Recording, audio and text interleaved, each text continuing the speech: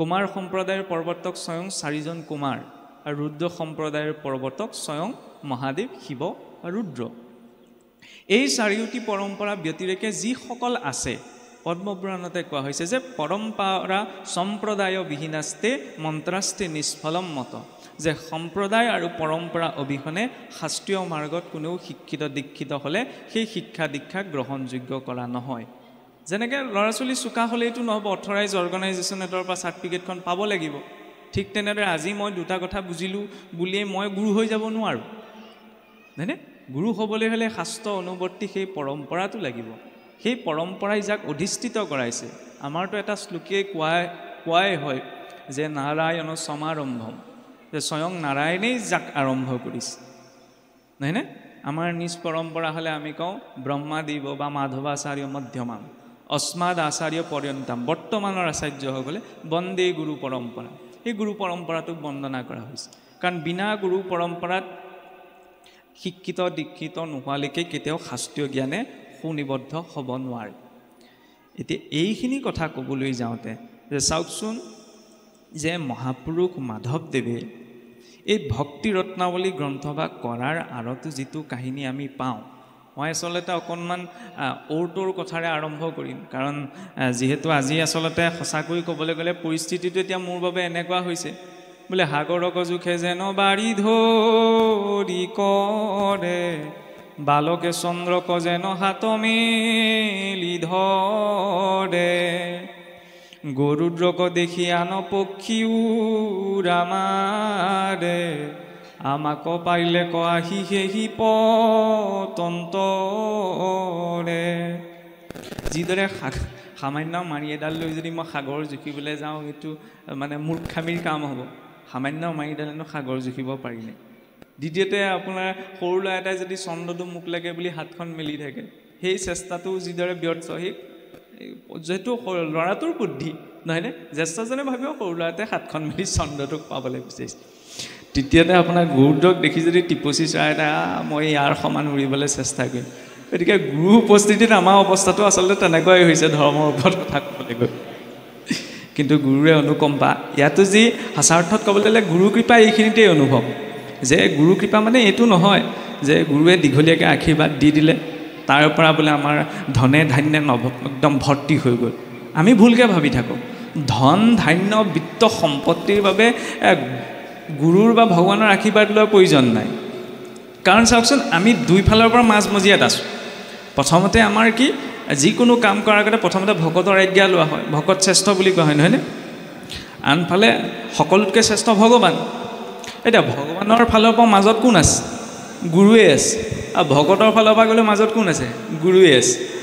মানে এই মধ্যসত্তা সত্তাটোৰ কৃপা অবিহনে এইফালে সৎসংগও সম্ভৱ নহয়, যি ভাগৱত ধৰ্মৰ মূল আধাৰ। আৰু সেই গুৰু সত্তাৰ কৃপা অবিহনে এইফালে ইষ্ট সাক্ষাতো সম্ভৱ বা ইষ্ট কৃপাও সম্ভৱ নহয়। গতিকে গুৰু হ'ব পাৰে আমাৰ দৰে দুখন হাত দুটা ভৰি থকা এজন ব্যক্তি, ভগৱান কৃষ্ণ উদিভোজ। কিন্তু ভক্তজনৰ এইটো ভাৱ, যেনেকৈ আজিকালি এতিয়াওতো ধৰি লওক কিছুসকলে এনেকুৱা কথা আলোচনা কৰা দেখা যায় যে মহাপুৰুষ শংকৰদেৱক মহাপুৰুষ মাধৱদেৱেও চতুৰ্ভুজ ৰূপত দেখিছিল, চান্দাখায়ো চতুৰ্ভুজ ৰূপত দেখিছিল, মহাপুৰুষ শংকৰদেৱকে তেওঁ সাক্ষাৎ ঈশ্বৰ বুলি কৈছে। আজিকালি এনেকুৱা কিছুমান আলোচনা হৈ যায়, শংকৰদেৱ সঁচাকৈ জানো ঈশ্বৰ হয়? এতিয়া কথাটো এনেকুৱা যে শিষ্যজনৰ এইটো ভাৱ যে গুৰুক ঈশ্বৰ দেখিছে, নহয়নে? এই ঈশ্বৰ দেখা কথাটো আমি যুক্তি তৰ্কৰে বিচাৰ কৰিব নোৱাৰোঁ। আৰু ভক্তি কৰিবলৈ হ'লে সেইটো ভাৱৰে প্ৰয়োজন, নহয়নে?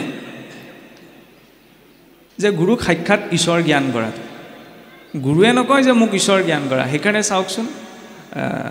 প্ৰভু আছে সেইকাৰণে কথা এটা ক'বলৈ আমাৰ অকণমান মই সুবিধা পাইছোঁ। গুৰুৱে আমাৰ শৰণত কেতিয়াও নিজৰ কথা নকয়, নহয়নে? জ্যেষ্ঠসকলে নিশ্চয় বুজি পাইছে যে বৈষ্ণৱসকলেহে গুৰুৰ কথা কয়। কিয় নকয়? কাৰণ যি নিজৰ কথা ক'ব তেওঁ গুৰু কেনেকৈ হ'ব? সেইকাৰণে পূৰ্বৰে পৰা এইটো দৰ্শন চলিছে যে গুৰুৱে কেতিয়াও নিজক চেন দেখুৱাই নিদিয়ে। গুৰুক কোনে চেন দেখুৱাই দিয়ে? ভকতে, বৈষ্ণৱে।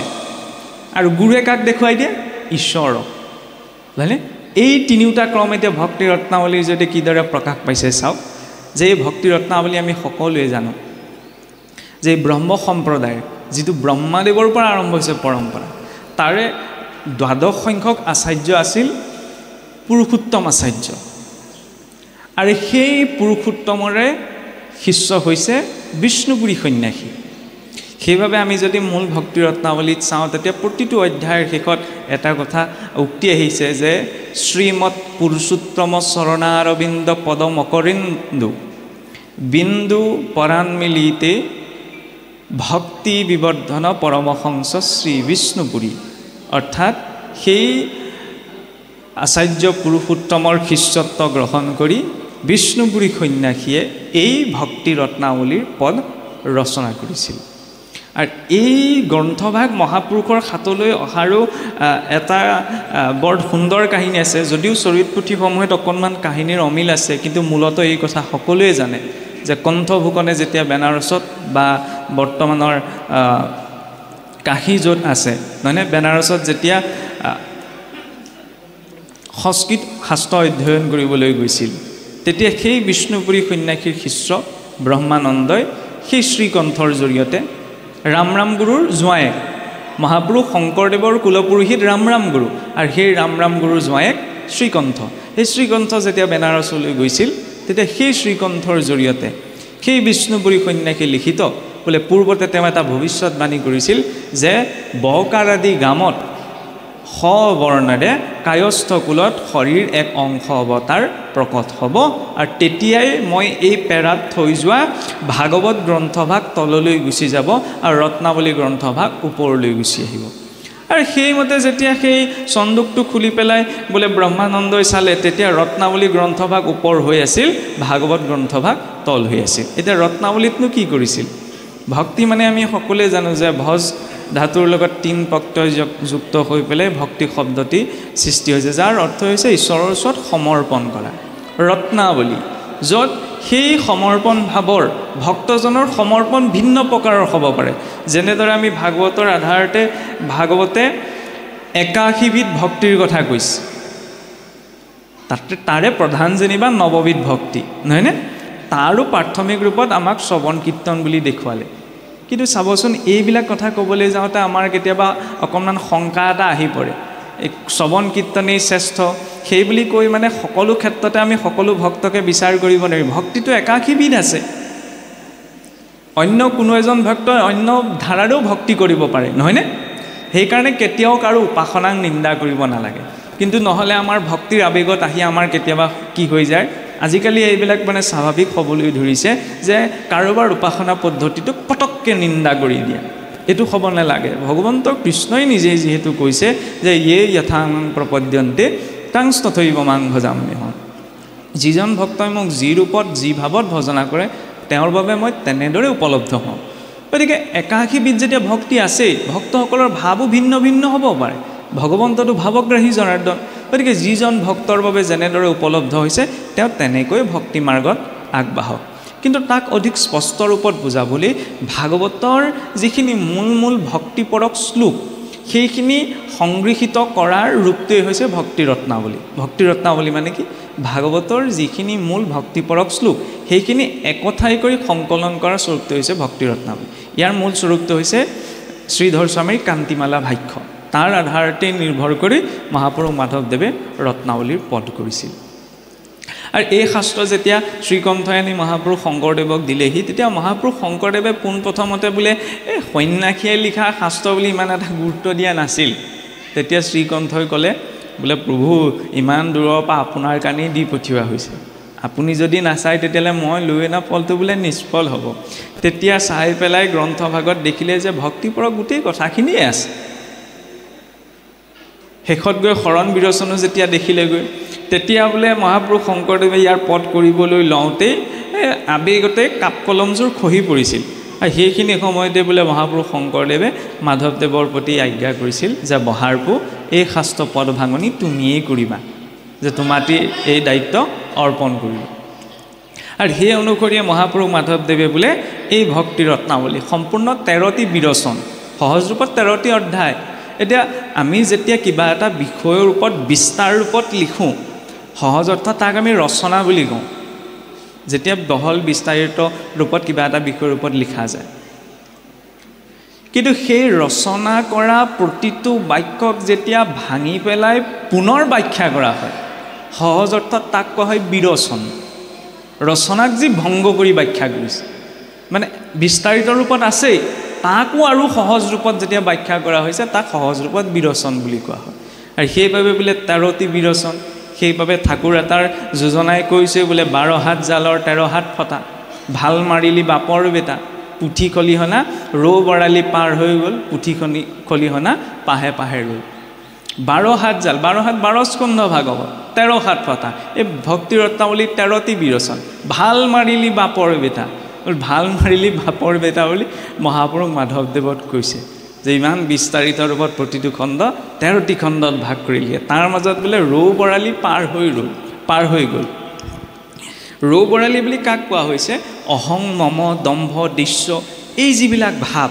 কাৰণ ধৰ্ম মাৰ্গত আহোঁতেও এইবিলাক ভাৱে অকণমান ক্ৰিয়া কৰে কাম ক্ৰোধ লোভ মোহ ভাৱটো সংযম কৰাটো ইমান টান কাম নহ'ব পাৰে কিন্তু মই মোৰ ভাৱটো সংযম কৰাটো বৰ টান নহয় মাতৃ যশোদাই দুৱাঙুলত নোৱাৰিছিলগৈ মই মোৰ ভাৱৰ বাবে সেইখিনি সময়ততো কাম ক্ৰোধ লোভ মোহ নাছিল নহয়নে মোৰ পুত্ৰ মই বান্ধিছোঁ ঈশ্বৰক সেই ভাৱনা কৰাৰ বাবে এই দুৱাঙুলত বান্ধিব নোৱাৰিলে তেতিয়াহ'লে আমাৰতো মই মোৰ ভাৱ থাকিব পাৰে নহয়নে এই ডাঙৰ ডাঙৰ যিবিলাক মানে অৱগুণ আছে এইখিনিসমূহ এই ভাগৱতৰ এই আধাৰত যোচিত 13টি বিৰচনে ধৰি ৰখা সম্ভৱ নহয় ইয়াত মাত্ৰ বোলে পুঠি খলিহনা পাহে ৰৌ বৰালি ডাঙৰ ডাঙৰ গুণ যিবিলাক দম্ভ দৃশ্য ভাৱ থাকে এইবিলাক পাৰ হৈ গ'ল কিন্তু পুঠি খলিহনা সহজ সৰল ভাৱ নিৰ্মলতা নহয়নে কৰুণতা দয়া ভাৱ ক্ষমা এইবিলাক সৰু ভাৱ কিন্তু এই সৰু ভাৱবিলাকে ভক্তি মাৰ্গত কিবা এটা প্ৰাপ্তিৰ বাবে আটাইতকৈ শ্ৰেষ্ঠ স্তৰলৈ লৈ যাব পাৰে আৰু তাৰ যিটো ধাৰা আমি যদি চাওঁ আমি পোনপ্ৰথমতে আচলতে দেখা যায় আমি ভাগৱতলৈ গুচি যাওঁ পোনপ্ৰথমতে আচলতে আমি ভাগৱতলৈ যাব নালাগে ভাগৱতৰ আগত গীতা নহয়নে গীতাৰ আগতো যদি আমি চাওঁ আমি আমাৰ অসমৰ বৈষ্ণৱ পৰম্পৰাত ভক্তি ৰত্নাৱলী ভক্তি প্ৰদীপ ভক্তি ৰত্নাকৰ ভক্তি বিবেক এইসমূহ মৌলিক গ্ৰন্থ আমি যদি তেতিয়া গোটেই দৰ্শনটো পোৱা যায় এতিয়া আমি পোনপ্ৰথমতেই যদি আমি চাওঁ যে ভক্তি ৰত্নাৱলী যে মহাপুৰুষেই আৰম্ভ কৰিছে কি বুলি যে ভক্তি ৰত্নাৱলী গ্ৰন্থ ভাগৱত সাৰ মুৰুষ মাধৱে পদ কৰিলা বিস্তাৰ তাকে হে পৰম ধৰ্ম বুলিয় নিশ্চয় জাত সন্তে মাধৱত ভকতি মিলয়